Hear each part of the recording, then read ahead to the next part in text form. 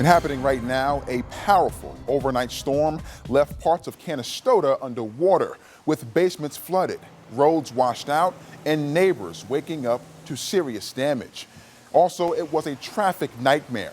It took some drivers nearly an hour to travel less than a mile near exit 34 on the thruway, where both directions were down to one lane.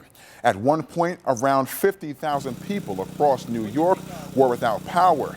And according to National Grid, 20,000 people in Oneida County are still without power. In Canastota, the rain came down fast and hard, overwhelming streets and homes.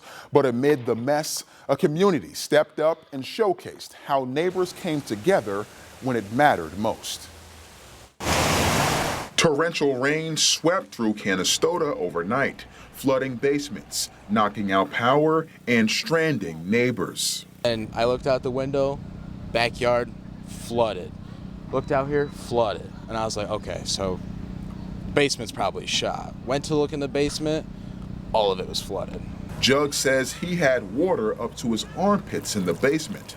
With water that high, Jug says cleanup would have taken weeks without the community's help. It would have taken us weeks to get that basement pumped out if we didn't have the help of people around us. Water surged through the streets and even filled a normally dry creek bed.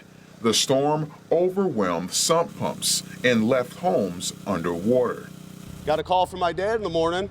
You better go check outside, open the blinds. Everything's flooded. It was a lot worse than this. I was on an island. Nathan says water rushed into his basement so fast, there was nothing he could do to stop it. By the time he realized what was happening, it was up to his furnace.